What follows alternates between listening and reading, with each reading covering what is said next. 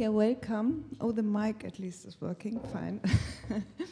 Welcome to our talk, and yes, I have to apologize, it took a little bit longer because no technician showed up, but I'm very happy that you fixed it. Thanks a lot.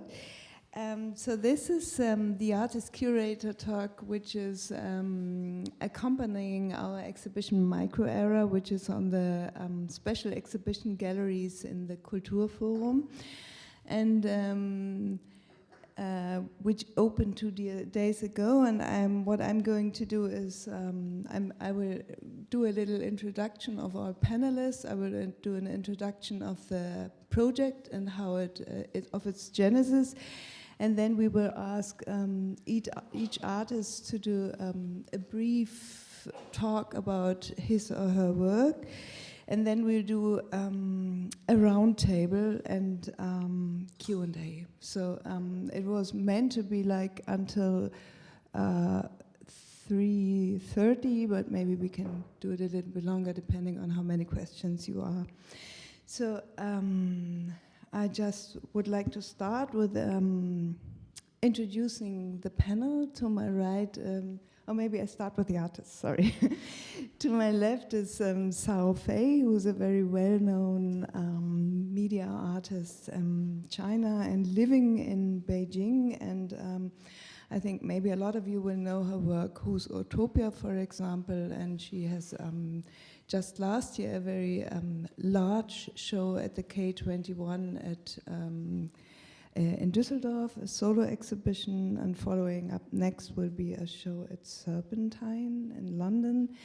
And we have Fang, who is also a young artist from Shenzhen, who is living both in Shenzhen and in Papua New Guinea, and who is working as a multiple artist, but what we are showing here is this video artist. We are also doing objects, but we're concentrating here more or less on 2 video works with 1 object. And then we have Lu Yang, who is also known in Europe since a couple of years. I think your first bigger appearance was in 2017 in Friedrichshain with the Susanne Pfeffers work, and first show at Friedrichshain. And next to Lu Yang is Zhang Peili, who is the most known and important and the video artist in China, who is based in Guangzhou and is the pioneer of Chinese time-based media art. And we will talk with all these artists more in depth later on. I just wanted to also briefly introduce my 2 co-curators. To my right is Yang Beichen, who is living in Beijing and teaching at the drama school, film theory in Beijing media. Yes. And but you're also a film expert, which I enjoy a lot discussing with you. And this is Victor Wang, who's living in London and Shanghai, and is also associate curator of Performer in New York, but mainly freelance, working all over the world, and a good ambassador of Chinese art all over the world. Yes, maybe you can introduce yourself a little bit later, also when you discuss with the artists how you came to this project. Because I briefly want to introduce how this project came together, because we are asked so often why this exhibition is happening here. And it is because, and also with as a National Gallery exhibition, because we never did an exhibition from the National Gallery at Kulturforum, because of course next to Kulturforum our Neue Nationalgalerie, as a beautiful building, is standing there, so we never had a reason to work here. But the project came together because in 2004, 2018, Udo Kittelmann and me were approached by the president of the Prussian Heritage Foundation, Hermann Patzinger, who asked if I could do an exhibition with video art from China, and this was because there was an initiative by Geka, by Ms. Chang, who's sitting over there, who already had made a show on photography from China with the Museum of Photography, and sat together with the Director General of the State Museum, Michael Eisenhower, and thought maybe we should continue this collaboration with the work of video art. And then they tried to find, it was always planned to be done here, and they asked all the colleagues who were working around the museums in this at Kulturforum, and it was difficult to find somebody who knows about video art, because this is next to us is the Museum of Arts and Crafts. We have the old masters galleries over there, beautiful by the way, if you haven't visited it. And the Kunstbibliothek and the Kupferstichkabinett, and then there are some also exhibition managers in the general direction, but none of them really wanted to do this collaboration project with Geka for several reasons, and the main reason was because nobody felt of being really knowing in depth a lot about video art. So, and Hermann Patzinger knew that I'm the one who's responsible for the time-based media and performance art collections of the National Gallery, and this is how he approached us. And he asked Udo Kittelmann if he could ask me, and Udo Kittelmann was, of course, he asked me, but as maybe some of you might know, he's a long-standing, very big admirer of Chinese art and culture, and we also always, we did in 2001 at Hamburger Bahnhof, I was not working there, but the now director of Hamburger Bahnhof, Gabriele Knappstein, was working as a curator then, and in 2001 they had a show which was called Living in Time, 29 contemporary artists from China, which was already including Cao Fei and Zhang Peili, and since then, we always wanted to work with Cao Fei. I think you also know Udo Kittelmann quite well, and it was an ongoing discussion between the two of you. So we always had the plan to, in a way, work with you.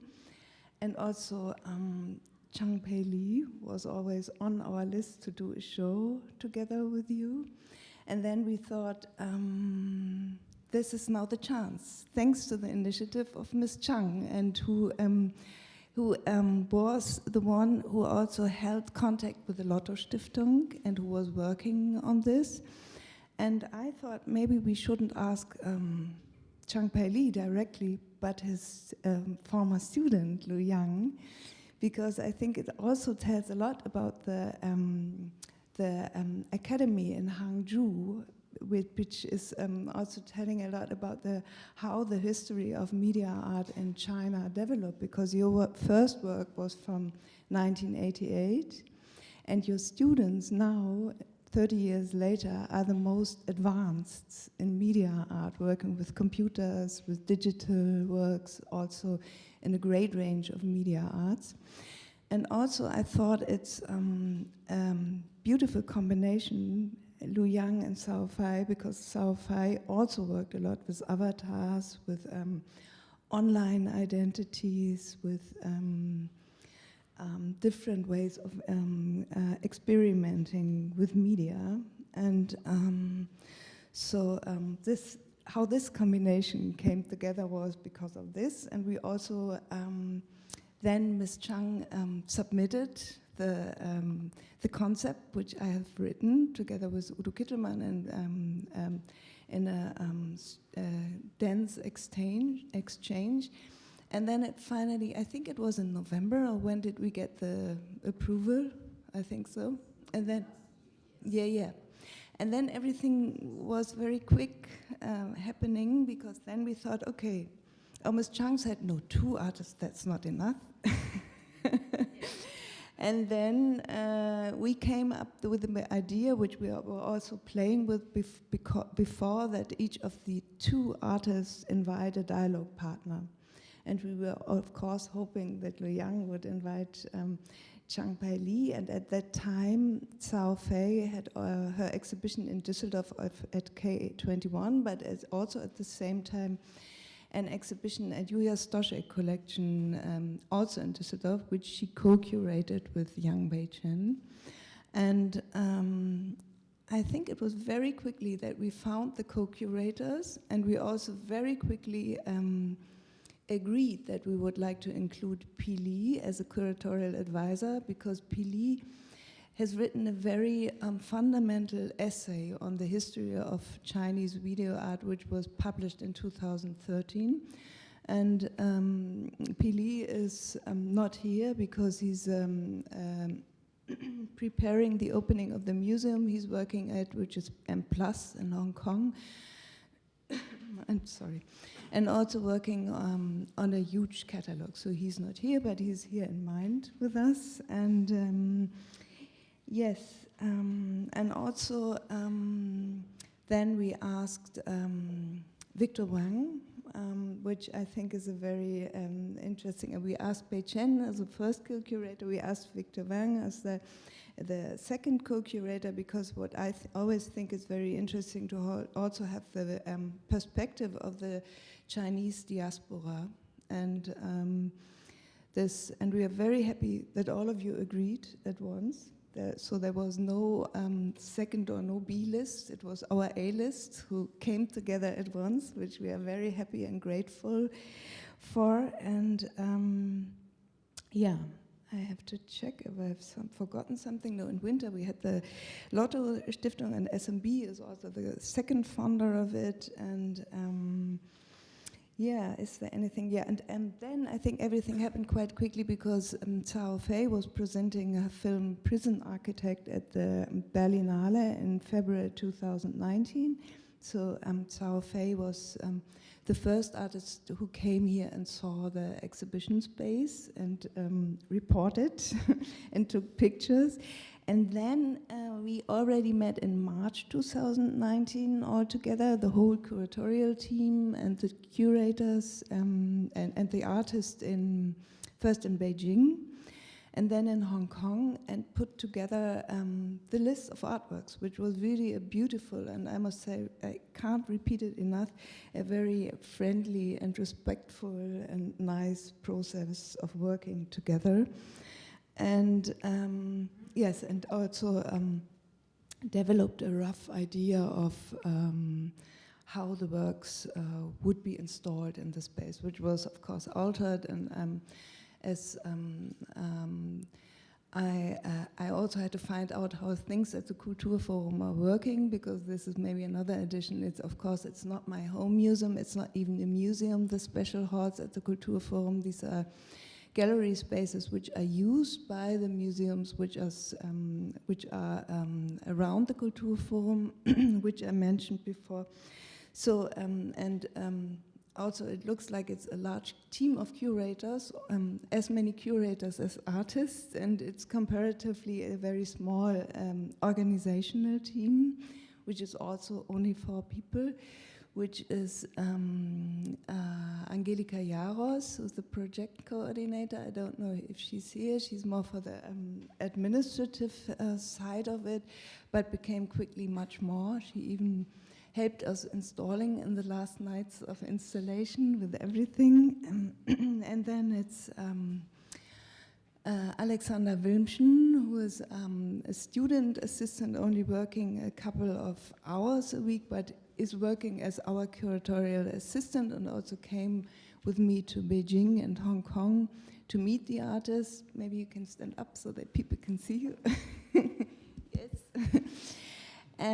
And also, I don't know if I think she's not here, Ida Yang, who I've asked to support me with a very complex installation of Lu Yang, and which was also very helpful, but also only part-time. And then me in my double or multiple function as main curator and also as technical project manager and editor of the book, and finding out where the lamps are and where the what the weight the ceiling can hold, and etc. So it's a small team, but I think it's, what came out when you see the exhibition later on is a really dense exhibition, and I think you can feel in the DNA, you can feel the DNA of the project, that it's really a very close collaboration and very respectful. Also, the artists working together, very respectful, I think.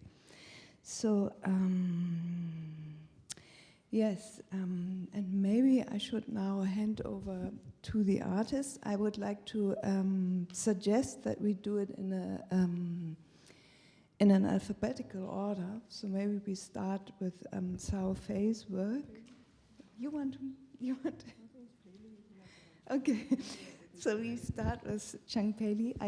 Is it fine? We start to discuss your work first? No. You see, this is how it all was. Super respectful. This is what I enjoyed a lot. We start with Zhang Peili. And I hand over the mic to Victor. Oh. To start with, can you see this image here? Maybe I should give you some quick background. That was a very great, detailed introduction, Katerina. Thank you. Just to give you some background on the actual talk, the artists have selected 3 images each, and that can everyone hear me? Is this? Yeah. Okay. So the artists have selected 3 images each, which were then compiled and are now on rotation. And Zhang Peili, who's actually based in Huangzhou, selected 3 images. However, I snuck in a 4th image that he was maybe not aware of, and it's a group photo, actually. I don't know if you can find it there. This photo I snuck in.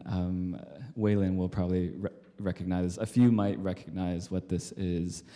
And I wanted to begin with Zhang Peili before even video art, because he actually has an incredible practice in painting and in sculpture, and still does have an incredible practice with installation. And this is actually the Pool Society, right, Qixie. And there's an interesting relationship, because actually the school where Peili developed the media art department he was also a student there with other kind of quite important artists at the time. I don't want to go too far into it. I'd rather have Zhang Peili maybe tell us a bit about Qixie, the Pool Society, and what was occurring at that time. Qixie. 不是城市，池社，池社，你不用管，就说池社。好，在80年代，大概是85年左右，85年、86年左右，那个时候有很多，在中国有很多那种非官方的这个团体，就是艺术团体。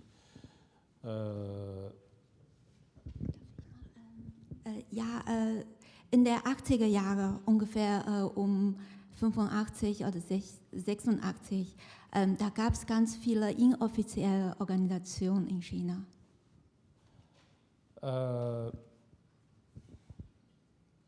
我们这个池社是1986年，也就是几个朋友，就是从美术学院毕业的那些同学，我们组织在一起，然后我们觉得有很多共同的看法，然后需要在一起，可以一起创作，完成一些作品。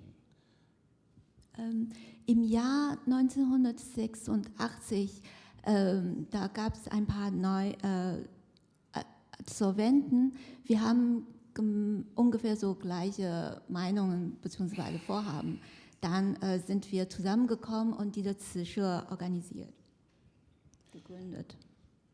在80年代，就是85年左右，那个时候的这个很多艺术群体，或者说整个美术界、非官方的美术界都比较强调争取这个艺术的自由和这个官方的艺术进行一种对抗。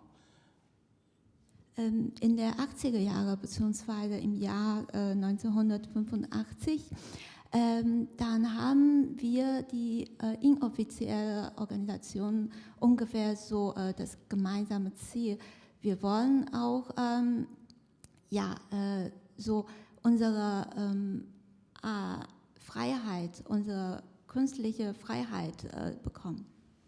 那我们觉得这样的一个斗争当然是非常有必要的，但是，对于艺术家来讲，更重要的问题是艺术本身的问题。Wir denken, unser Kampf unsere Freiheit war sehr nötig, aber als Künstler denke ich, wir sollen wirklich konzentrieren auf unsere Kunstwerke.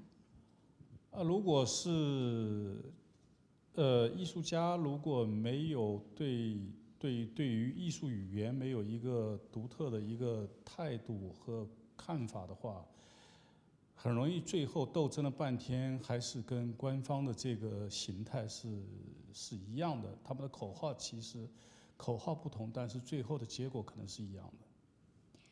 Ich denke, wenn man als Künstler keine eigene Meinung hat, dann wird zum Schluss, trotz des Kampfs, ist man ungefähr so gleich wie die offiziellen Künstler. 也就是说，我们觉得艺术当然有它的一个功能所在，它是文化这个整个一个社会文化活动的一部分，但是它不应该成为一种工具，更不可能成为一种改造社会的或者说政治形态的一种工具。Wir denken, Kunst ist auch eine Art vom Leben, von der Gesellschaft. Man kann Kunst nie benutzen als ein Werkzeug, um die Gesellschaft zu verändern. 所以可能大家如果有一些朋友比较了解这个词社的当时的活动，可能会注意到，就是我们后来就是进行了一些尝试，就是一方面是个人的创作，个人的创作也是慢慢的开始，就是说从那种主题非常明确的政治倾向非常明确的这样一种形态里边走出来。另外一方面，我们开始寻找在绘画语言、绘画的形式以外的一种可能性。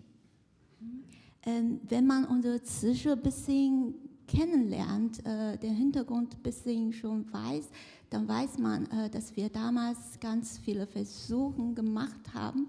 Auf einer Seite wollen wir aus so klare politische Themen rauskommen, auf anderer Seite suchen auch wir unsere Wege. Okay.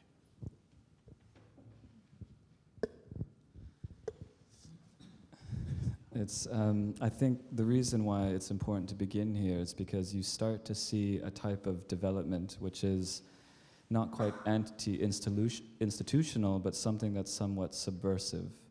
And there's a type of poetry of politics that's occurring that's sophisticated in one hand, where you're maneuvering between both the state without much institutional support, because in fact at this time there were no contemporary art institutions.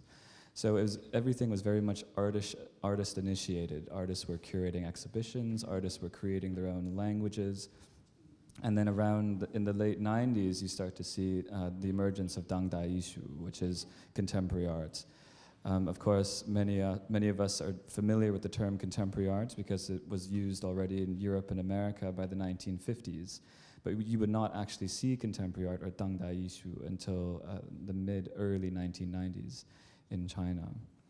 Maybe we can go to Zhang Peili's next image. Thank you. Sorry, I snuck that photo in. I just thought it was important to begin there. But next, you want to? The fan, the one with the fan. So would you like to tell us a bit about this work? I think this exhibition was included in the SMAC exhibition. It's a work from the mid-1990s, 95, 96? 95. So it's the same year that Opposite Space was created, which is shown here. And maybe you can tell us a bit about this artwork. 在一段时间里边，我比较回避作品里边当中的这种所谓的意义，我比较强调它的无聊性或者说没有意义。Eine Zeit lang habe ich vermeiden, die Sinne des Kunstwerkes zu betonen. 我希望是作品是能够给观众一个比较直接的身体或者感官上的一种影响。Ich würde gern eigentlich durch meine Kunstwerke die Zuschauer so eine direkte Einwirkung vermitteln. 我经常会琢磨一个词儿，中国的一句话，4个字，叫望文生义。Ich denke viel über ein Wort auf Chinesisch, Wang Wen Shen Yi. Das heißt, wenn man die Zeichen sieht, denkt man an die Bedeutung. 我们很小的时候学习就是什么呢？我们还有一个词儿，4个字儿，叫看图说话。Als wir klein waren, haben wir auch ein Wort kennengelernt. Auf Chinesisch heißt 看图说话. Auf Deutsch übersetzt, wenn man ein Bild sieht, kennt man ungefähr die Geschichte. 在我看来，中国的艺术在很长一段时间都是停留在这个层面上的，就是看图说话，望文生义。Meiner Meinung nach, die chinesische Kunst, die chinesische Art ist für eine lange Zeit auf die Oberfläche geblieben. Wenn man die Zeichen sieht, weiß man die Bedeutung. Wenn man die Bilder sieht, weiß man ungefähr die Geschichte. 这个照片这一组是我做的第一个是跟摄影有关系的图片有关系的装置，那是1995年完成的。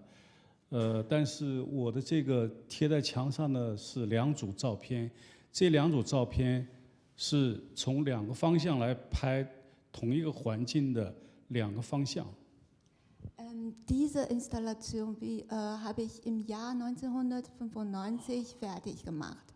Und Sie sehen hinter an der Wand, da sind ein paar Fotos geklebt. Die sind 2 Gruppen von Fotos. Die habe ich von 2 unterschiedlichen Richtungen, eine gleiche Umgebung gemacht.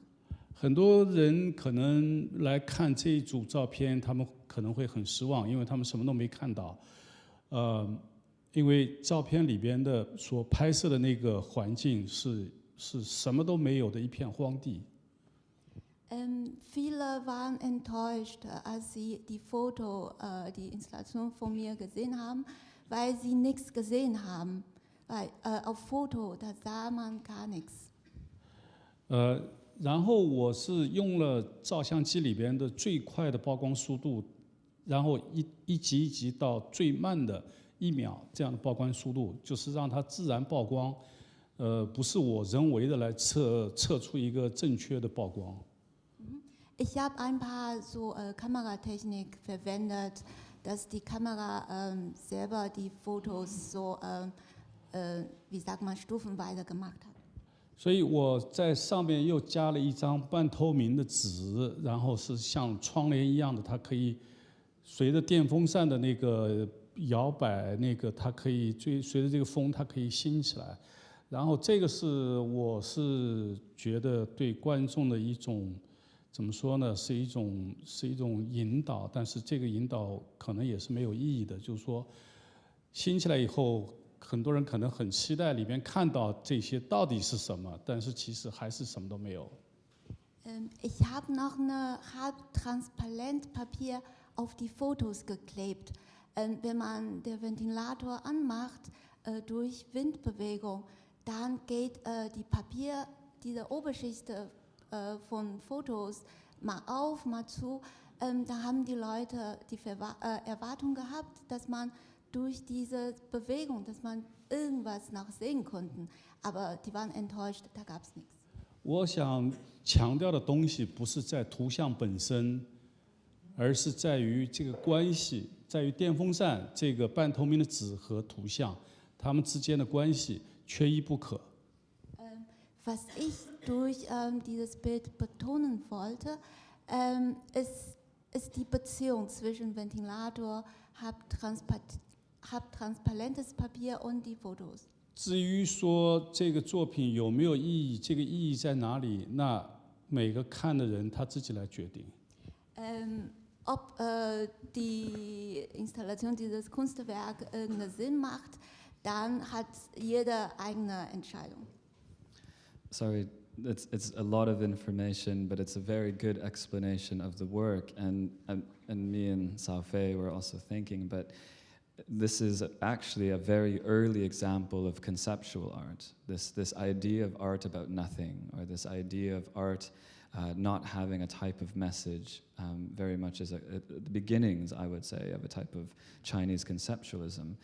And I'm wondering, in 1995, when the community is developing this language, how much interaction did you have with Europe at that time? Was there a lot of interaction? Was there any exchange, or were there artists you were looking at, or was this very much a local concern?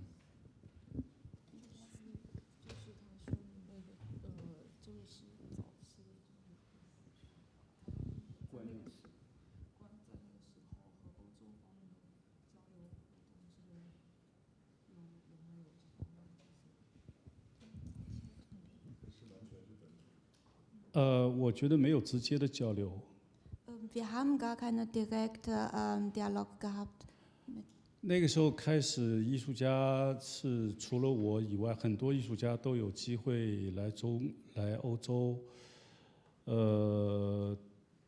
也可以看到一些欧洲的展览，但是我们很少和欧洲的艺术家面对面的，或者说跟欧洲的策展人、批评家面对面的交流。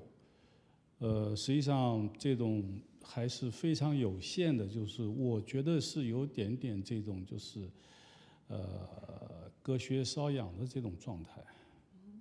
Ja, damals gab es nicht so viele Möglichkeiten.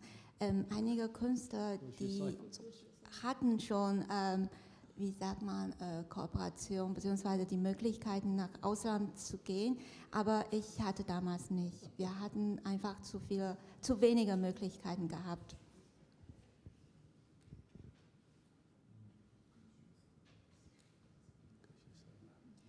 Ja, gerade hat Herr Zhang ein Wort erwähnt, auf Chinesisch heißt 隔靴搔痒, dass man eigentlich außerhalb vom Stiefel die kitzige Stelle zu kratzen, eigentlich. Das heißt, man bekommt gar nichts.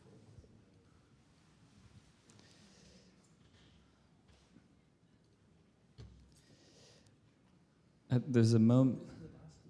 Oh, it's the fans. The flags. So, this is actually a work I'm less familiar with. It's the first time I've seen this image. So you'd have to come explain actually what this one is. I'm not familiar with it. Have you seen this work before? Maybe you can tell us a bit about this piece, please.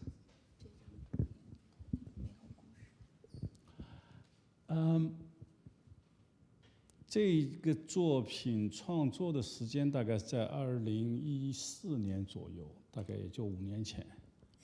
Ich habe dieses Kunstwerk vor ungefähr 5 Jahren fertig gemacht. 大家知道，就是说，在那个时间，就是一方面是全球的人都面对一个巨大的矛盾，一方面是全球化越来越这个渗透到、影响到各个地方、各个角落，影响到所有的人。一方面又是保守主义开始抬头，就是那种民族主义和保守主义开始抬头。Damals gab es ungefähr 2 große Probleme. Auf einer Seite die Globalisierung ist schnell vorangegangen. Auf anderer Seite ja, der Nationalismus, wie sagt man, hat auch seine Frühling gefunden. 我在想这件作品应该是跟所有人的一般的这种常识和心理期待是有关系的。一般的人都认为旗是代表了一种组织和国家，或者是机构。Ich denke, durch dieses Kunstwerk habe ich habe ich die Erwartung von vielen Leuten erfüllt, weil meisten haben immer so gedacht, die Flaggen vertreten die Städte bzw. die Nationen. 但是在我看来，就是这个旗，这个国家机构，它一方面是使得这个世界变得有秩序，但是一方面它也是制造问题，或者说制造很多这种人类困境的一个最大的一个最主要的原因。Meiner Meinung nach, die Flaggen, die Staaten, die Nationen, die bringen uns auf einer Seite die Ordnung, die soziale Ordnung, auf anderer Seite die verursachen auch Krisen und Probleme. 我自己觉得，就是我自己非常反感，在中国一直是作为艺术家必须要强调一个中国的身份，或者说这个凸显这个身份的这个重要性。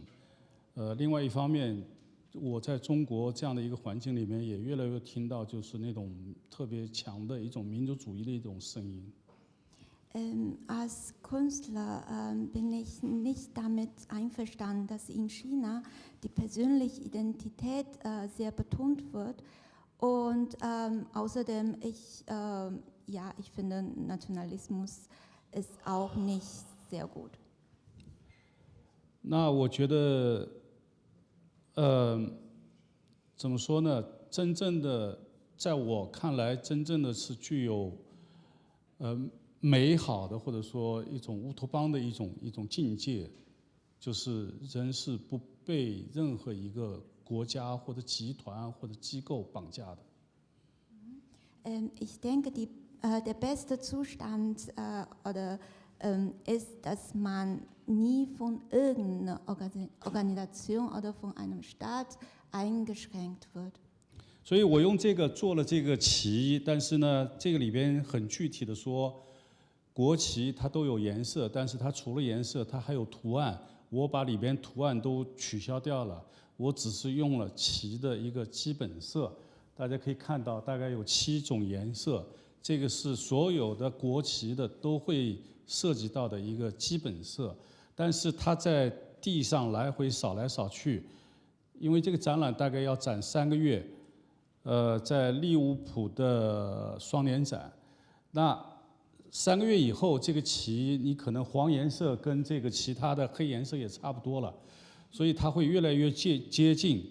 所以我是想就说，所有的颜色在经过这个时间和它的运动，它们变得没有差异。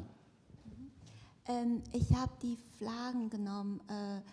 Man weiß ja, die Nationalflaggen, die haben nicht nur Farben, die haben noch Motiven.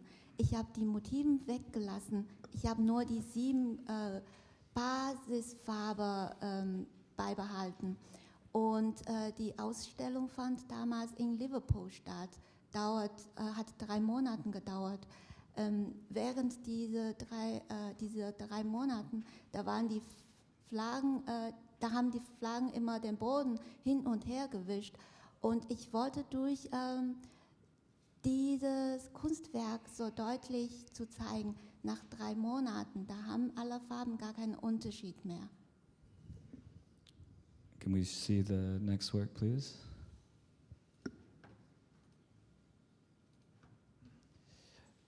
So this is a great sound piece, and many people may not know that Zhang Peili also has a big practice in sound, but also in multiplicity. You, for example, with 30 by 30, 1988, you start with 1 monitor, then documents on hygiene is still a single monitor, and then you start to go to the multiple and having this multiple screen from assignment number 1 to uncertain pleasures. Also personal hygiene, and also with these types of speakers and radios. And maybe you can tell us about the practice with sound and when it started to multiply and include many types of objects in your practice.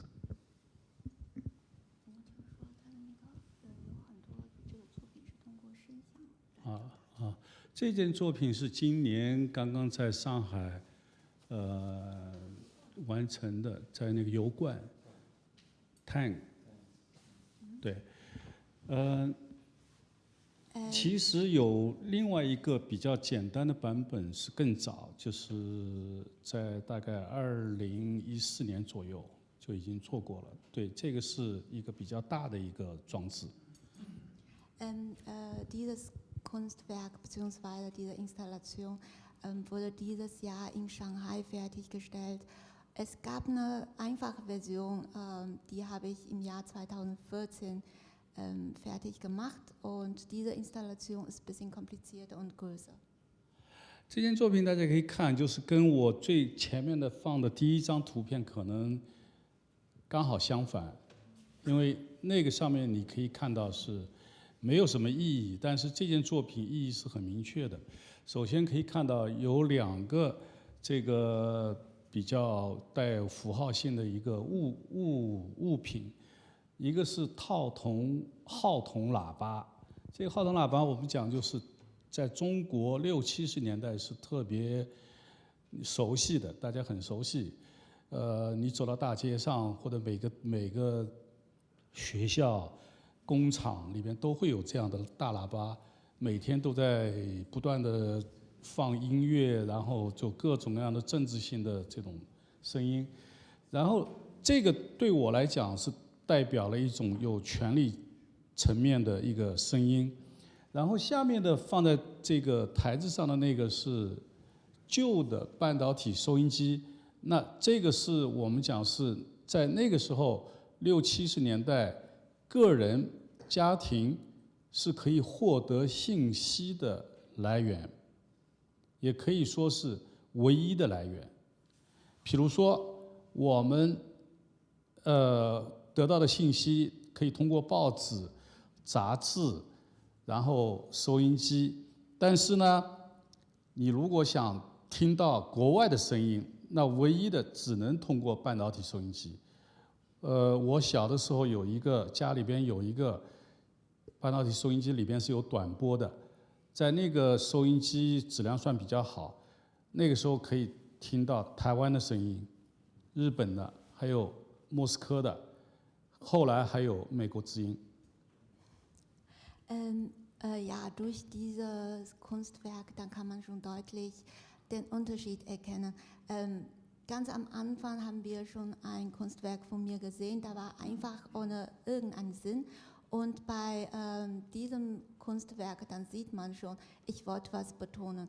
Und auf der oberen Seite, dann sieht man einige, sagen wir mal, Lautsprecher, so, die konnte man damals überall in China sehen. Und dadurch bekommt man so offizielle Mitteilungen oder so. Die waren für mich ein Symbol für Macht, für die Macht. Und auf unserer Seite auf dem Tisch, dann können wir ganz viele Radios sehen. Die Radios, die konnte man damals in der 60er, 70er Jahre in irgendeiner ganz normalen Familie finden. Und wir hatten damals schon Zeitungen, Zeitschriften, aber wenn man irgend so ein Geräusch hören wollte, konnte man nur durch Radios die Nachrichten bekommen. Als ich klein war, hatte ich auch so eine Radio mit sehr guter Qualität. Hatte ich damals Ton aus Taiwan, aus Amerika gehört. 这个作品里边，我用了45个国家的声音，这个声音主要是每个国家的主要的广播电台的台标的声音。In dieser Installation, da habe ich 45 Ton aus 45 Ländern verwendet. Die waren die sagen wir mal, ja, Kanal von den 45 Ländern.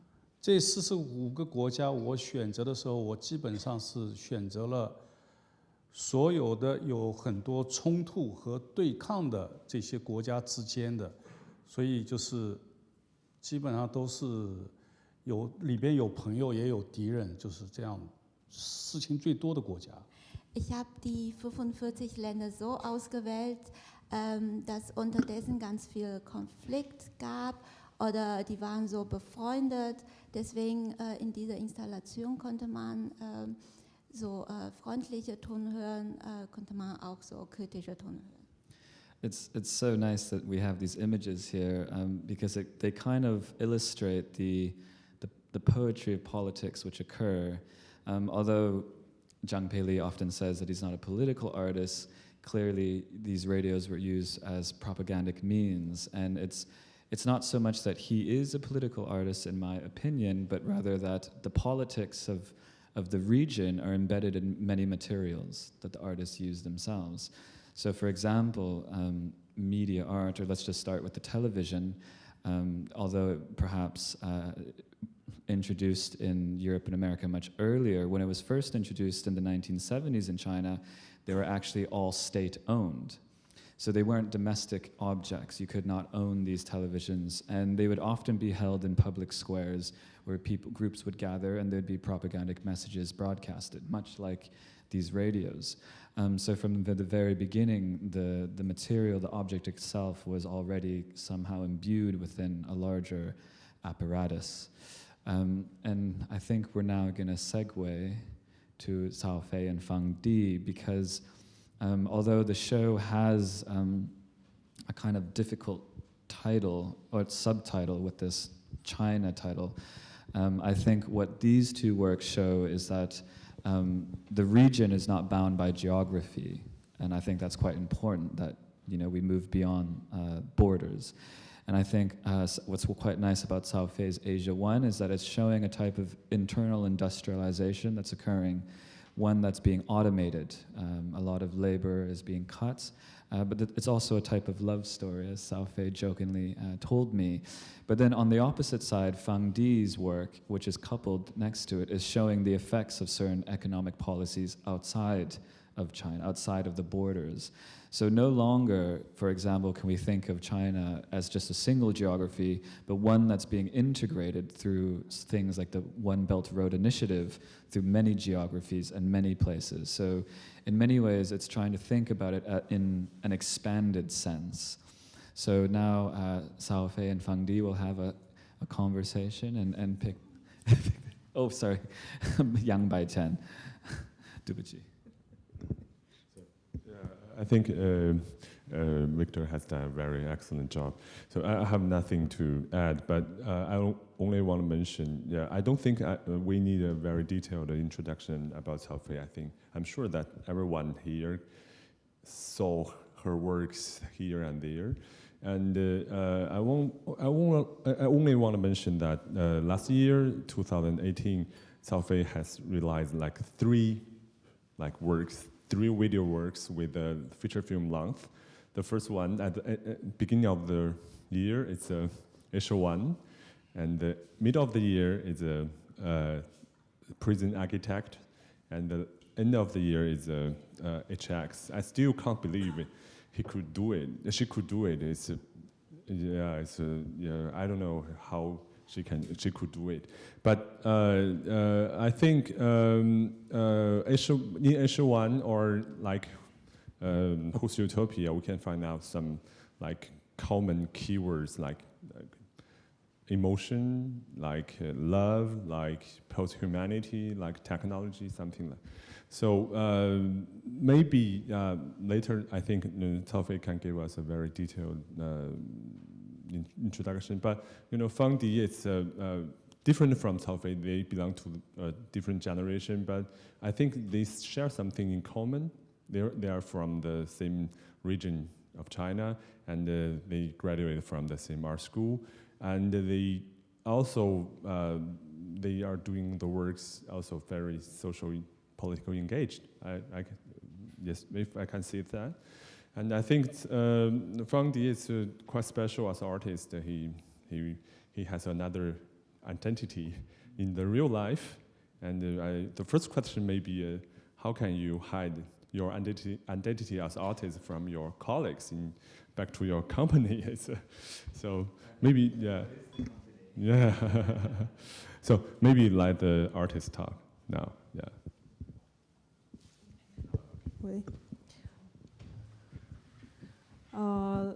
I want to talk about the connection with Zhang Peili. Actually, it's not his student, but I just saw his work 2000 during the Shanghai Biennale. So at the time, I participated exhibition is out of Shanghai Biennale. Shanghai Biennale. Okay, wherever. So actually, at that time, I'm first time to participate a contemporary exhibition. It's kind of underground exhibition. It's curated by Ai Weiwei. The title of the show is Fuck Off. So it's the first time I participate exhibition in China. And at that time, I didn't graduate yet. And at our school we don't have like a median school. So for me, it's influenced my career is from my interest on moving image, film, video, film, even commercial film, even Hollywood film or independent Chinese film and documentary. So it's not directly influenced by art or contemporary art. Yeah. So it's first time I saw Peili's work. I think is quite a surprise for me. So after that, I try to understand what is video art. So it's kind of reverse. It's not from contemporary art to contemporary art. So also I remember 2002 or 2001 in the Hamburg, the Living Time.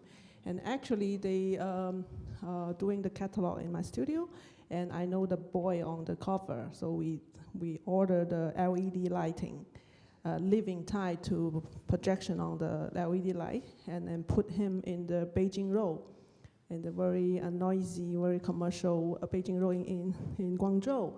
So that is connection with Peili and how Chinese contemporary art booming in early of 2000 in Europe. So and I like Beichen say I have a few shows in European, and what? Yeah, so no solo show in China yet. So coming yet. Today I have 3 images here. Yeah. So one of the image is Whose Utopia. So that is cry like called.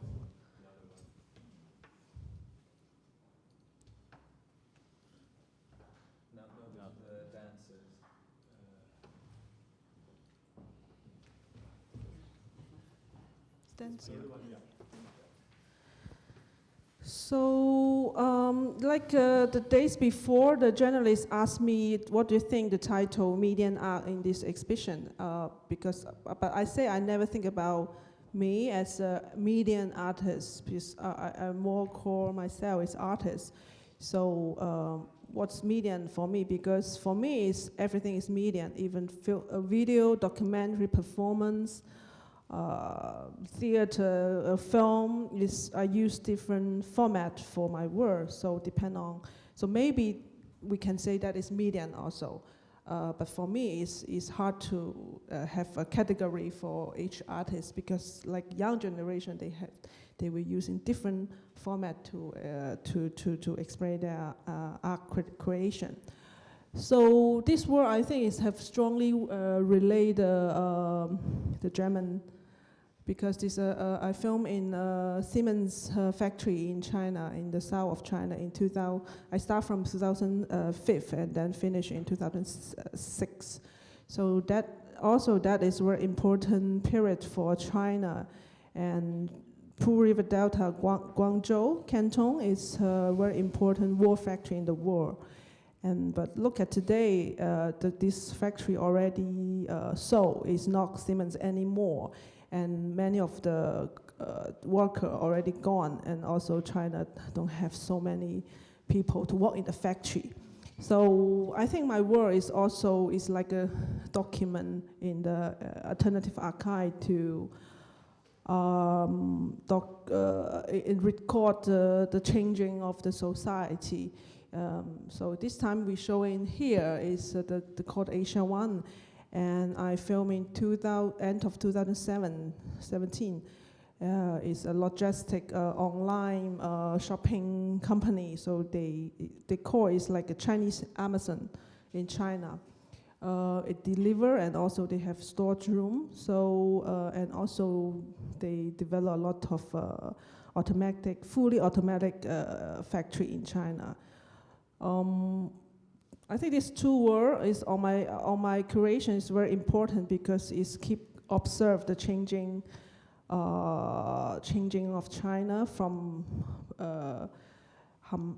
the handmade time to nobody, and maybe in the future it's like the factory is already moved to the South Asia. So I think it's very interesting topic for me to see the society changing. So it's what is medium for me. I think sometimes medium is just a channel. It's like open the window to also as a platform or theater to open another window to people. Yeah.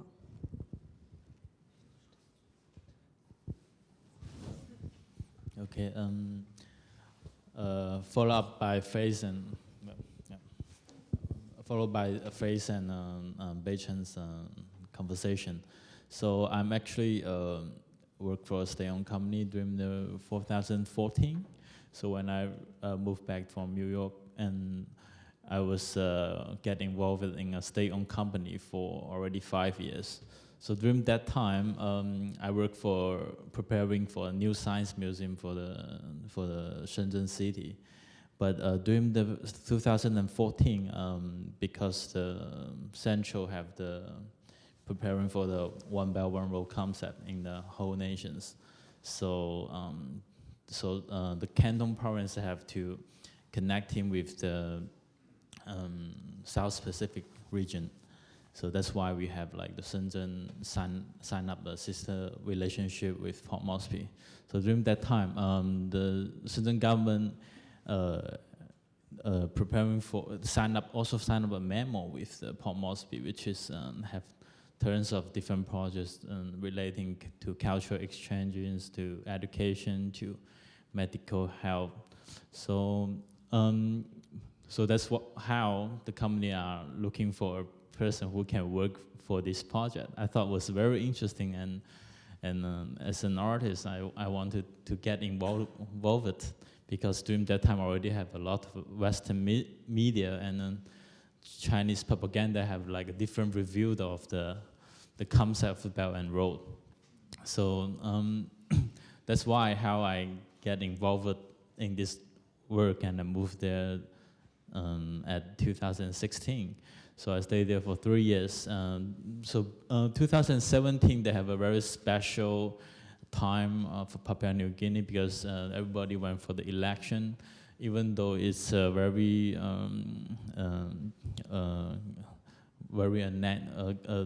a country who live in a very natural way, but they also have like the Western system used to be colonized by Germany's during the First World War, and also during the Second World War, they take part by Japanese and also Australia, and the independent in 75. So it's a very interesting country, have like more than 90% of people believes in Jesus. So I think when I first moved there, the politics way of working is totally different from China. So every minister and members from the parliaments are looking for project during that time. That's what, when we come in, we become a very popular project because everybody want to get this project in their election to help them to get more votes. So that's how I become the minister. During that time, he's still the minister of the sport and the minister of APAC. So after 17, he became the land minister. So we become very good friends because I also went a lot of school to check out which school we're gonna build, and that's I also asked him, can I like shoot a footage of you? And because when I first met him, I find out he have like a very amazing jewelry when he wearing and talking in a very human way.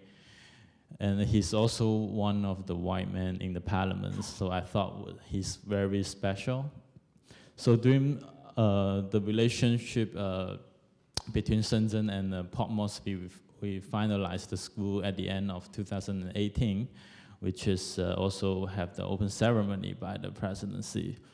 And that's doing my job is managing the whole project. I also got a lot of interviews and footage of minister and minister's friends.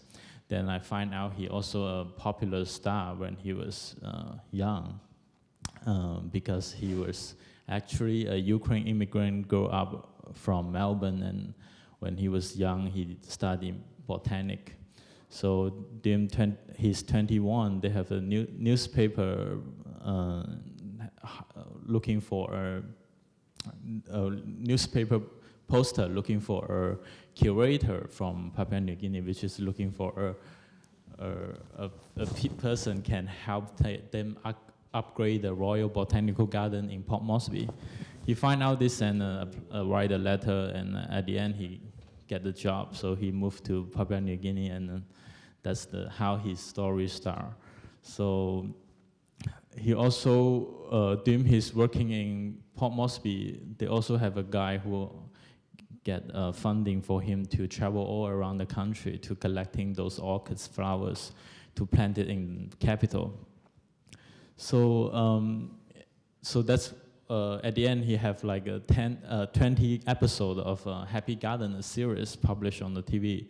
Then he become a very famous person in the country, and after that he went for election. And so the documentary is 1 hour in the show, so it shows how was his background, how was his personality changes, even like his, the size of him is like twice bigger than when he first stepped in the country.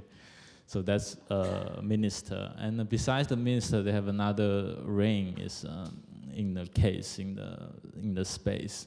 So he also a Jewish designer, and because when he traveled to the Sipik, they have very special marks in the brick house in the Sipik. So he are very interesting about the culture. So he's designed a ring with like different 5 elements to the rocks in the ring. So it also shows the power and also shows the color of Papua New Guinea. So the bamboo band image. So I have another work, the Magical Pipes, which is I traveled to. So which is I traveled to the island called Bougainville. Bougainville used to have is the major war during the 20s between American and the Japanese. So this place is very interesting because during 70s they have a very big mine in Bougainville, which is the company is for Bougainville Cooper. So they built up the mine there, and the mine support a lot of economy influence for Papua New Guinea. It's helped them to get like 40% of the GDP in the central. But actually, at the end, the money didn't come back to the locals, and the people get very angry about the decision made by the central government.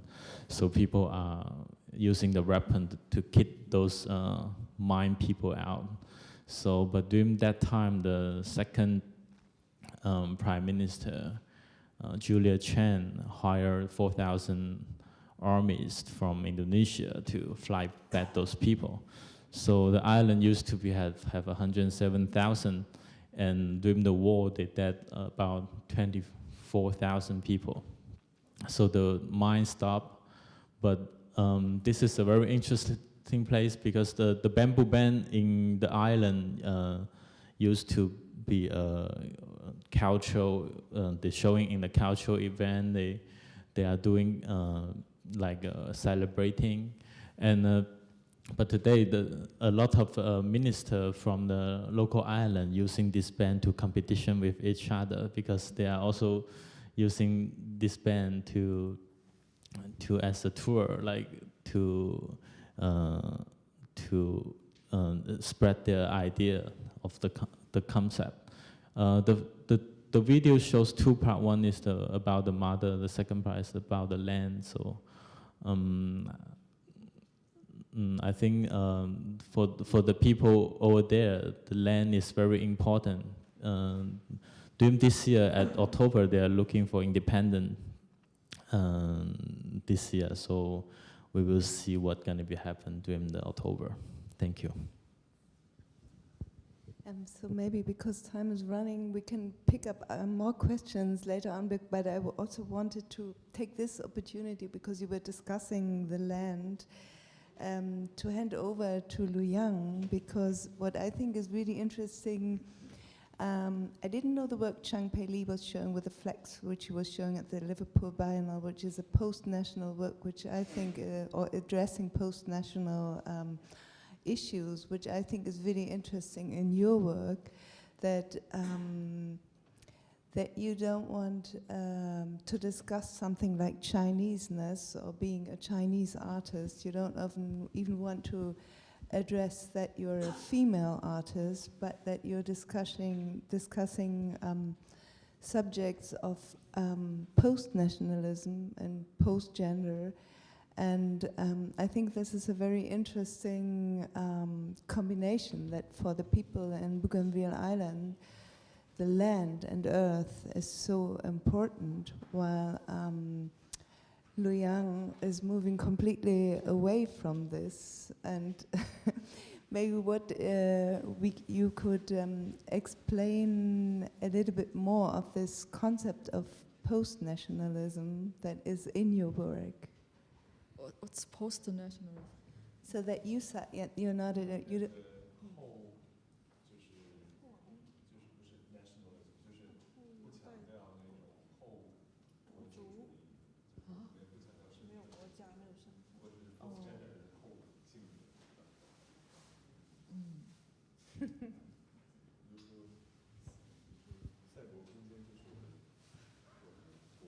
I actually have no idea about all those kind of words, very professional words. The thing I can only describe is how I create my works and how I cooperate with other cooperators.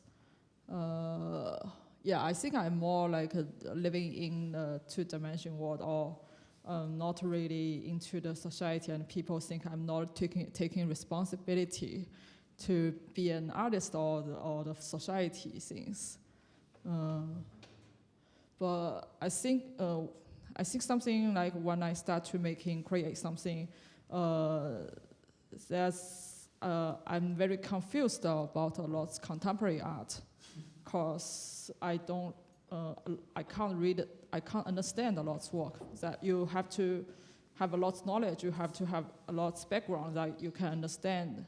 So for the beginning, I create something, I just thinking, is that something like people, they can all understand without any background and knowledge, and maybe start from the body. That's also, I think some people think I have my works have some relationship with my professor Zhang Peili's work, because sometimes we focusing on the body, on ourself. Like you take out all the labels that you are just a human being, you are just a being, or just the particles group. Your body is grouped by the particles, and then you have the consciousness in your body. Then I use the packet. I think people think my work is very kawaii and two-dimensional anime style, otaku style, but I think that's just the outfit of my work.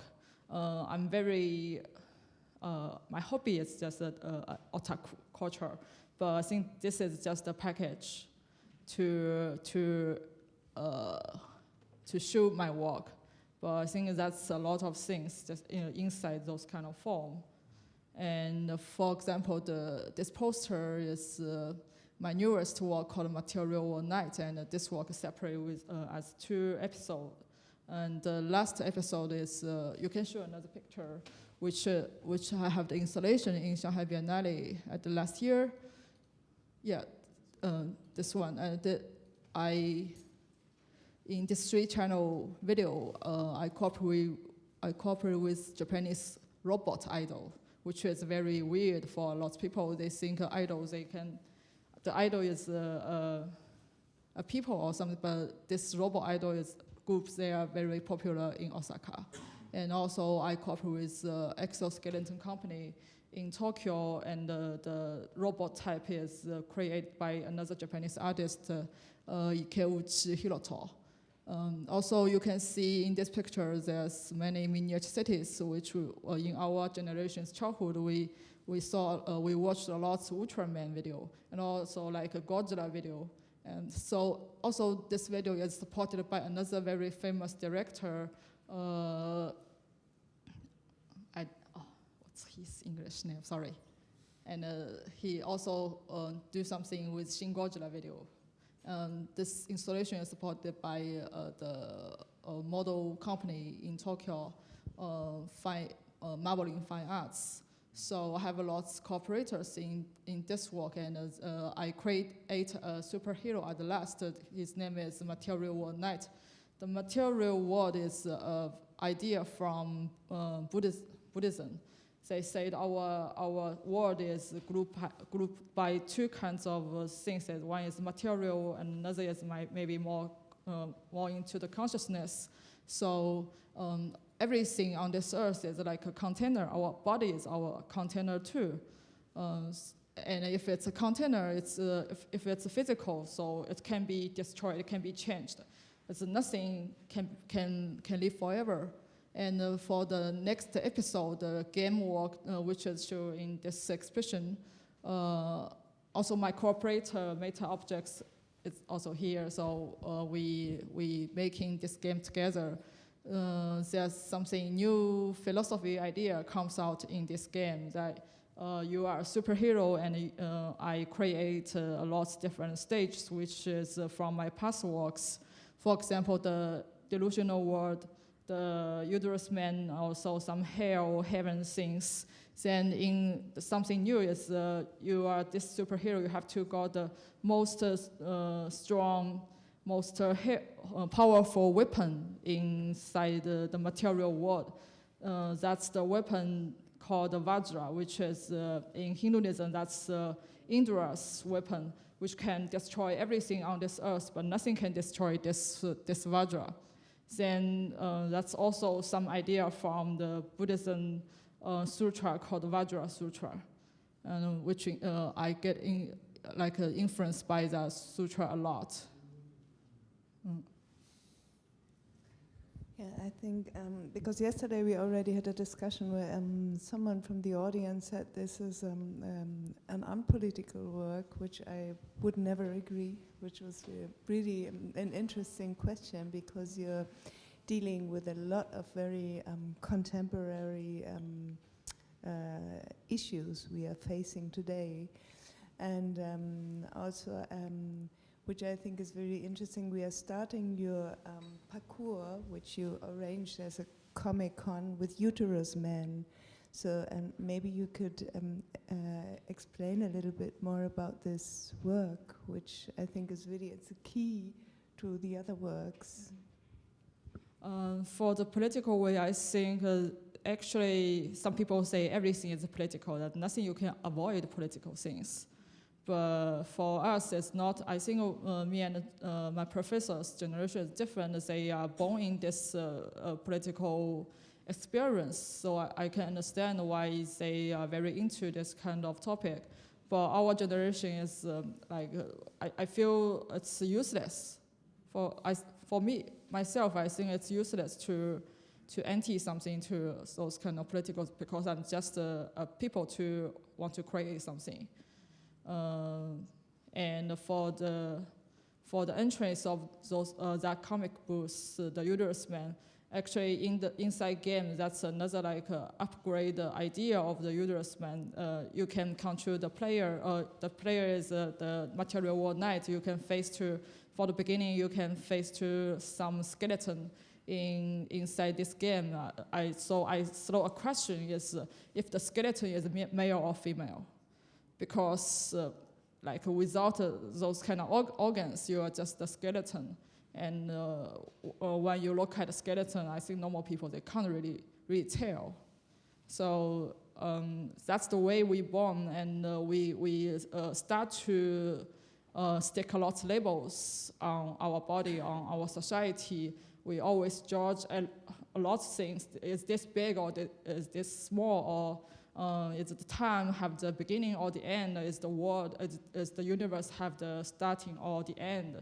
So something about those kind of dimension questions, or we judge everything according to another thing. Like, is this old, is this small, or yes, this kind of feeling. So I have just one question to Cao Fei. Is because you worked very early also with, like Lu Yang, with avatars and with online gaming, and there was a certain point of time when you thought that you would go back to the more cinematic works, which I think is now on a very sophisticated level, that you show both the feature film as well as the documentary work. And I would just like to know, at what point did you say this is more the work you want to concentrate on now?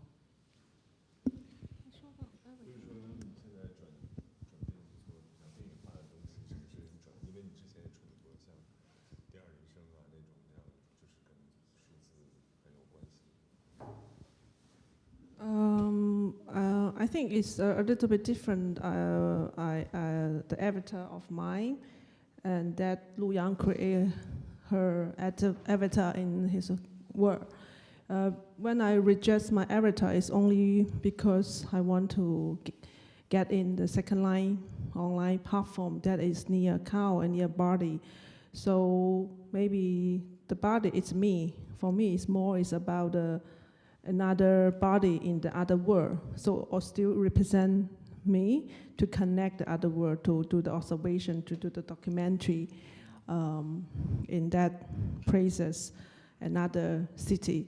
So, and also use my avatar to create the R&B city. So the R&B city, more like a experimental lab to observe the second line world, how they're running by an art project. So from this level, I think it's kind of different to create avatar as an avatar. So it's more about I use another identity to communicate with this world. Yeah. So recently, you mentioned about the recent piece is more like a film learn. So I think I very interested in using moving image, but it's hard to say the difference of what is a video, and it means video is 5 minutes or 10 minutes or 20 minutes, but what we call is like 60 minutes or 90 minutes, even it's like Matthew Barney have a 9 hour, is it a film or video art? So that is, it's hard to have say the difference. So like I participate the Berlin Biennale, so that's in the forum, yeah, forum platform. So I think it's very interesting. It's showing the artist film or artist moving image work, because of course the artist video work is hard to show in cinema. I mean, especially in China, it's no art cinema, so it's hard to see this kind of artist work in cinema as a commercial background. But I think for me, that is artists, how they create the world in their film and how to reflection what artists concentrate to their researching or their creation is maybe Beichen can say something. It's because he, yeah. A little bit. Actually, I think the practices of Cao Fei are typical example of so-called artist cinema. It's actually a worldwide phenomenon, like Steve McQueen and Abby Chapon and Alma Fast. Yeah, you can name many names in this kind of practices. So, but for me, actually, at the beginning of Cao Fei, like she mentioned the R&B city, I think there's still something cinematic. The moving of the camera and the editing are already cinematic. Yeah, maybe I think what is really interesting is this kind of different to stay in the filmic discussions. It is really interesting that both Zhang Peili and Fang work in a way documentary style, but a completely different way. Did you ever see this as some parallel work? I mean, this is we chosen your early works, which are more documentations of your performances, but I think it's still very interesting to see this also in your later work, how you document the body, and your work is very much documenting one body, the body of the minister, who became double size at the end. Maybe, I don't know if Zhang Peili ever thought his work to be documentary, or if they are more performative works, which we are showing. Also, I was questioned, do you want to show your video to the minister? Oh, yeah. You plan to show? Well, I already showed the video for the minister, but he didn't give a comment on it. I'm not sure he would love it. But just after Cao Fei's conversation, I think Fei's work can also give a sign from the futurism to review of contemporary of the work of Asian One. The minister are also questioning about the futurism. So I think that's one of the connection between Fei's and my work. So from Professor Zhang's work, I think we're using different kind of language of expressing the bodies. Maybe Professor Zhang can explain more about how he used the body.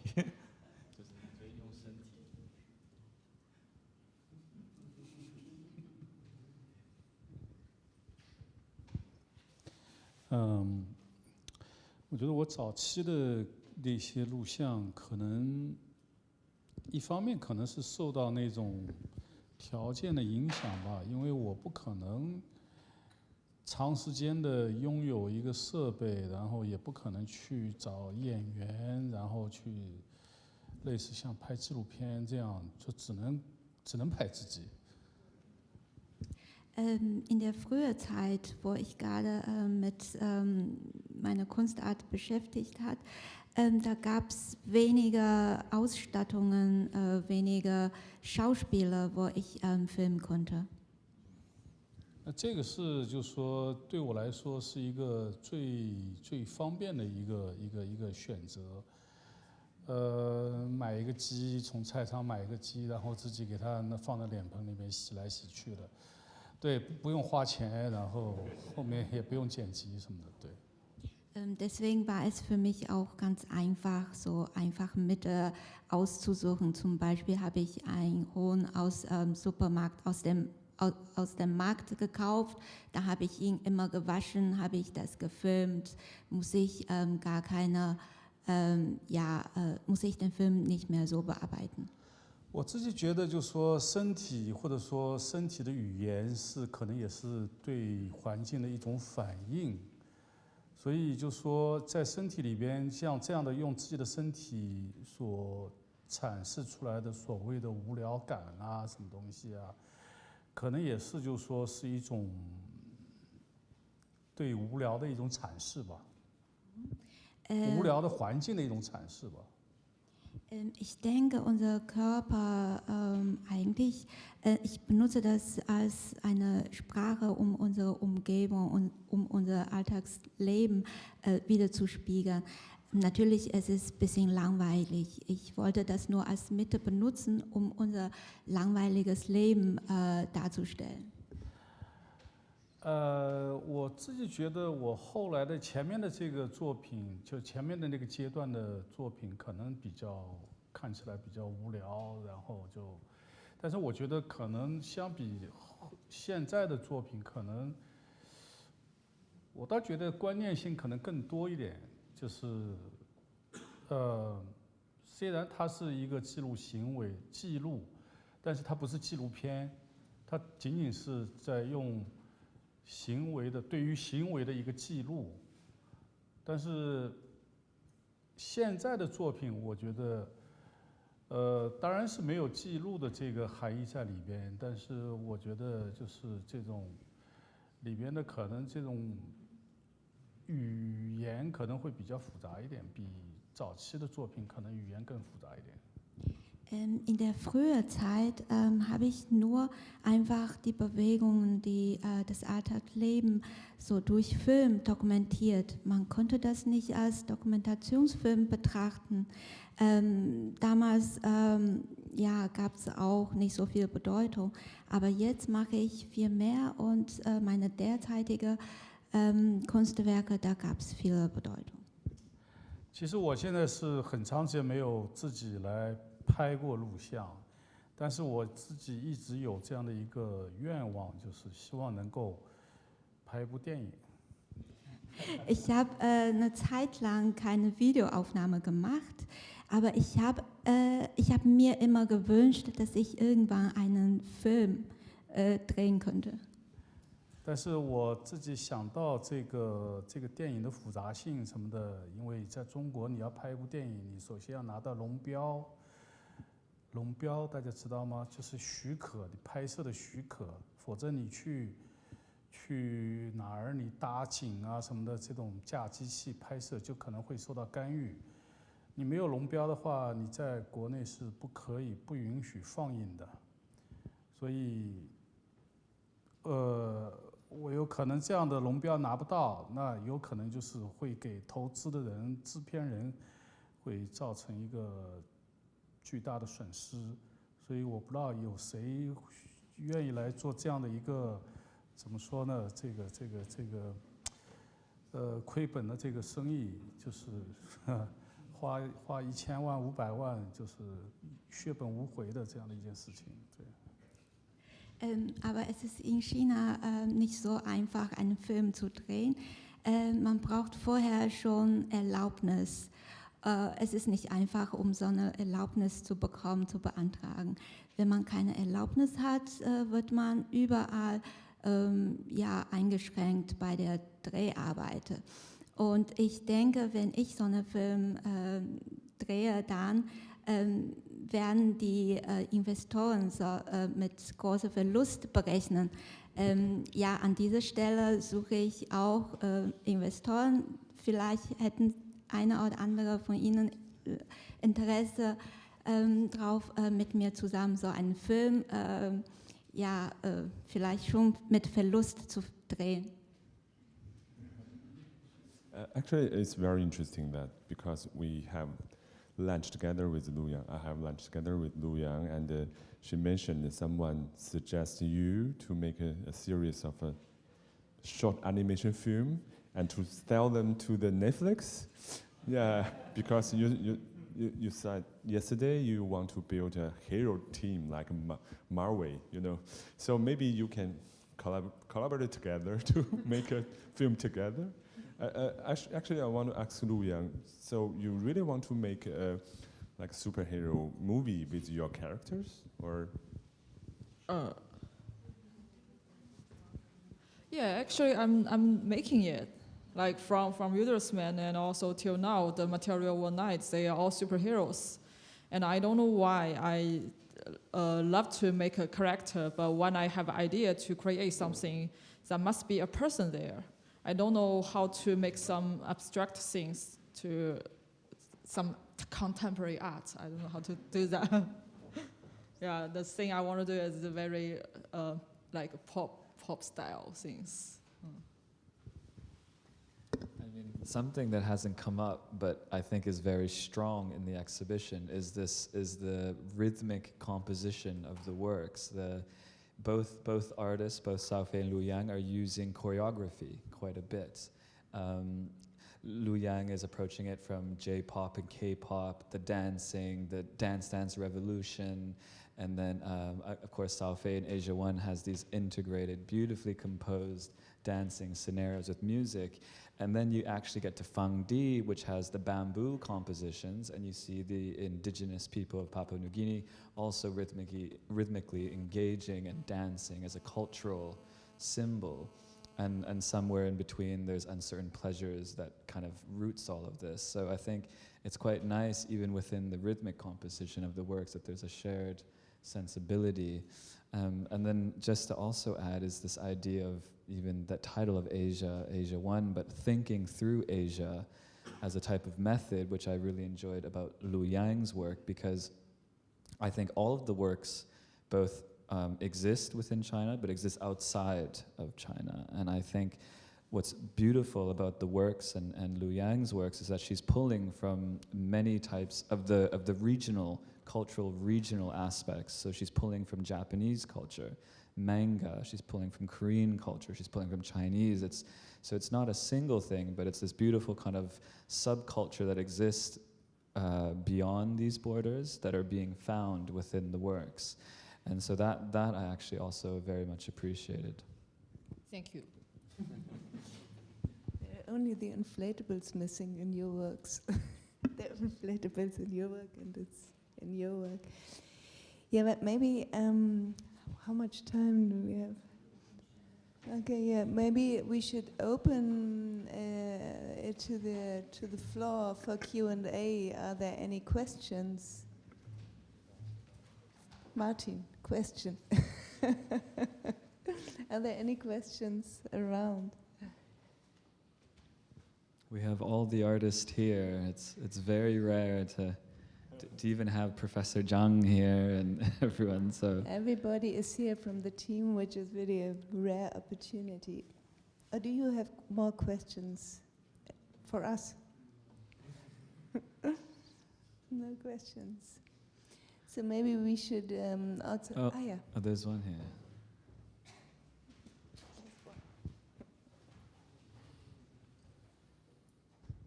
I have a small question, but I hope it's not annoying. It's more like a survey.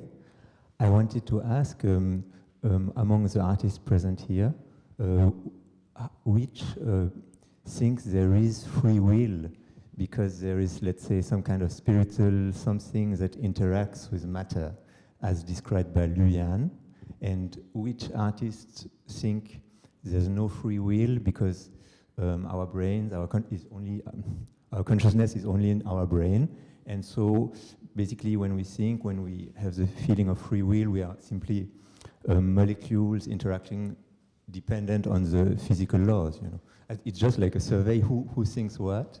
So, what background do you have in? It's maybe personal.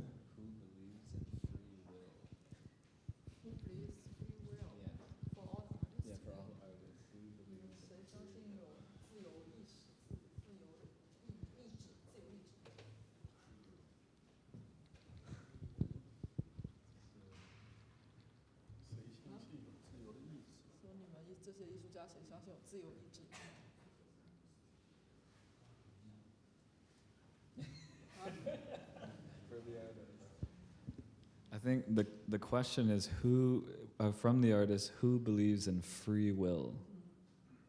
Related to something that would be not material, because I mean, at least many people don't think that free will is possible in matter. You know? I mean, if every molecule or atom in our brain is 100% controlled by the laws of physics, there's no, the other school would be interactionism, when some kind of spiritual force can kind of influence this material thing to make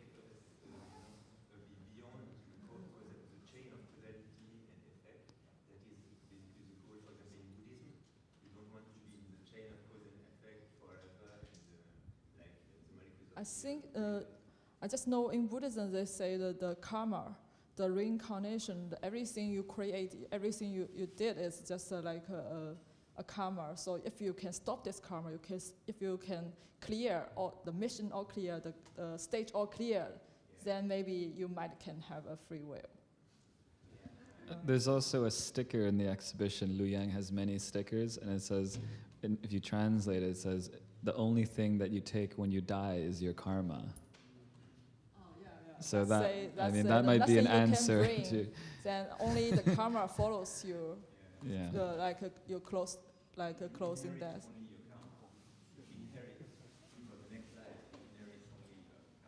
I think not only next life. I think a lot previous life. Was there any other questions, or did the other artists want to respond? Or? Oh, we have one question here.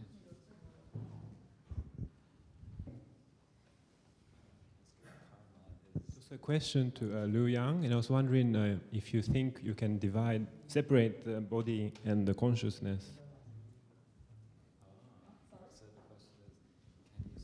It's about the division of mind and body. I think they say that not only. I think in some religions they say the consciousness is not like the soul and the consciousness and something beyond the consciousness. They are different things. For example, in some religions they say that our soul, they have like 7 type of soul, and so they are not just one thing. Or there's something beyond the soul is the seeds, and these seeds can bring all karma into the next reincarnation, or like those kind of feeling. So I think it's quite complex, and I don't have the not answer. I think 就没有我是没有这个资格回答，没有这个资格回答。That she's not qualified to answer on the question of consciousness and body. Also, no one here we have died. So no one's an expert on that. Well, not yet, but one day we might all find out. Is any other questions from the artworks, or? Oh, wailings. Okay. No, it was, for me, it was very interesting when we were in Hong Kong together that Mr. Burse asked this question about the mirror. Why the mirror in 30 by 30? But he refuses to ask this question again. So I'll ask it. Why is it a mirror that you're breaking in 30 by 30? Oh.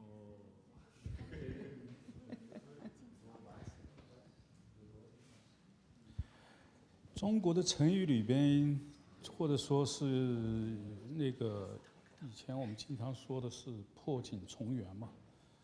然后这个是大家比较熟悉的一句话，然后我就很自然想到这个，因为这个破镜是不能重圆的。然后我不断的试图把这个一块打碎的镜子，把它再恢复到原状，把它再粘起来，然后不断的在这个好像是一种很徒劳的一件事情，是完全没有意义的一件事情。镜子这个东西当然是我觉得它具有很多多重的含义在里边。它一方面是一个大家所熟悉的，就是说我们观察自己的一个，通常是用来就是说是可以观察自己的一个，它是一个怎么说呢？一个用品或者说一个物质，但是同时我们会感觉到它对人是有伤害的，它是具有一种伤害性的，对，所以又是大家非常熟悉的说，我很自然就会想到用镜子。Auf Chinesisch, wir haben ein Wort 破镜重圆. Auf Deutsch kann man so übersetzen, so die gebrochene Spiegel, die werden wieder zusammengeklebt, die werden wieder heil. Aber meiner Meinung nach, wenn die Spiegel schon zerbrochen sind, die werden niemals wieder komplett, die werden niemals wieder gut werden. Für mich, die Spiegel zu zerbrochen und dann wieder zusammenkleben, das war so eine Arbeit, die umsonst war. Ich habe das einfach so gemacht. Ja, Spiegel haben wir immer benutzt. Spiegel hat zwei Bedeutungen für mich. Auf einer Seite, wir können durch Spiegel uns selber beobachten. Und auf anderer Seite, ich finde Spiegel, die sind manchmal auch gefährlich, die können auch Sachen zerstören. Ich habe das einfach als Objekt ausgewählt. Because I think it's also an interesting, I mean, maybe it's around the, we'd say in German, the metaphor around the corner, but I think it's also interesting because in Liu Yang's work we have a lot of self-images of you, so it's a kind of mirror you're also using. So I don't know if you ever thought about this connection, that it's a mirror also.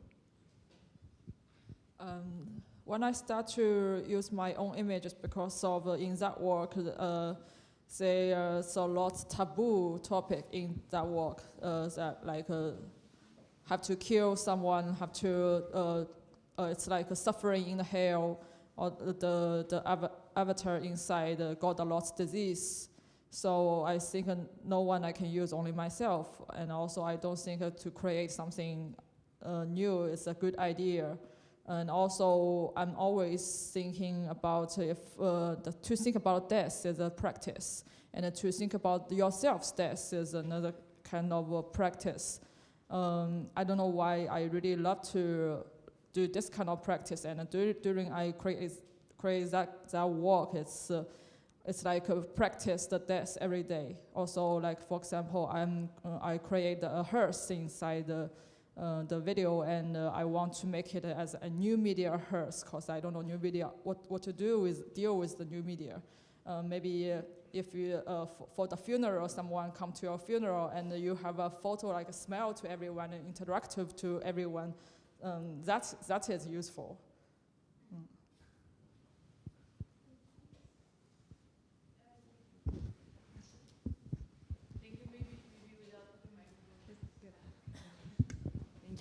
There's a nice familiarity between all of you, and like a sense of friendship, and you can feel on the plateau that the human relationships are very fluid, and I think it shows also in the works.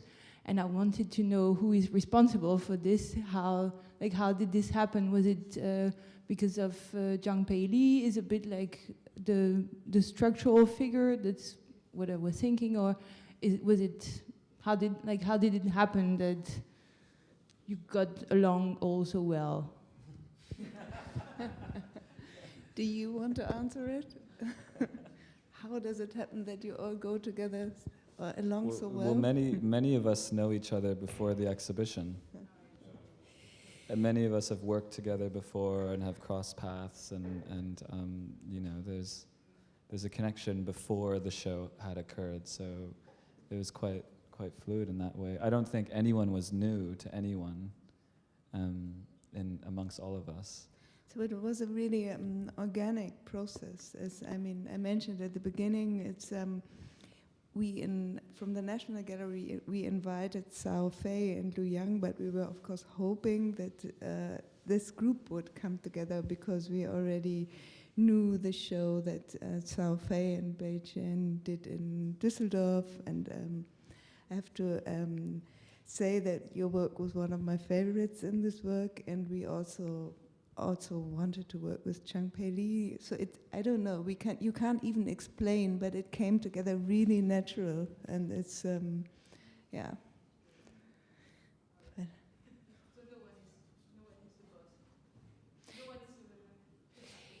I think it was, I don't know how to explain it. No, it's because I don't know if you witnessed the talk from the very beginning, because I sat together with Udo Kittelmann, the director of the National Gallery, and we were thinking about who to invite, and we started with Cao Fei and Liu Yang, but we also always were thinking about Zhang Peili, and I also knew Fang Di's work, and so I don't know, maybe it was wishing, so it was magic, I don't know. Yeah. So if there are no more questions, I mean, this is really a rare opportunity to have this fantastic group of artists together. Konstantin, you ask a question. Do we have?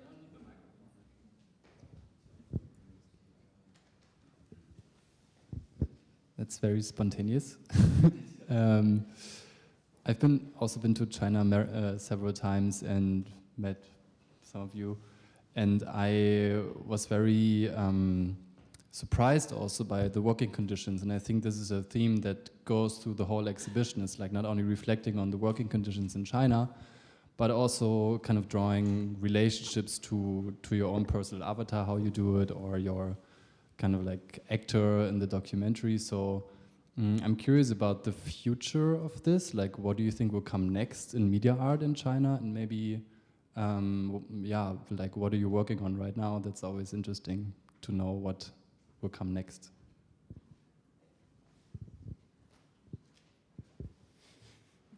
Beijing. Well, the future of the Tell us the future. I think because I'm a teacher in an art school, so I'm very close to my students. They are very young, like they are born like after the 2000. Yeah, so they are naturally attached to the new media. All the screens are all around them, so it's born used to touch the screen. So they are definitely very different from us. They kind of living in a very meditated era. So I think for the next generation of Chinese young artists, they will the media, all kinds of media are the infrastructure of their creation. I think they will not instrumentalize the media. They will stay with the media, live with them, and the media will be a part of their lives. I think, yeah, I think so. Do you know the telecom company, Huawei, the Chinese telecom company? I'll just answer with this meme. It's my way or the Huawei? Yeah, maybe. Should we wrap it up, maybe? Yeah, I think maybe we wrap it up here. Yeah, So. it's been 2 hours. Thanks a lot, and I also really, really want to thank the whole team, including Alexander, and Angelika is here now, I think. It has been a really, really a big pleasure to work with all of you, and I hope that we can continue this working together, maybe the next time in Beijing. And thanks a lot to all of you. Thank you to the artist.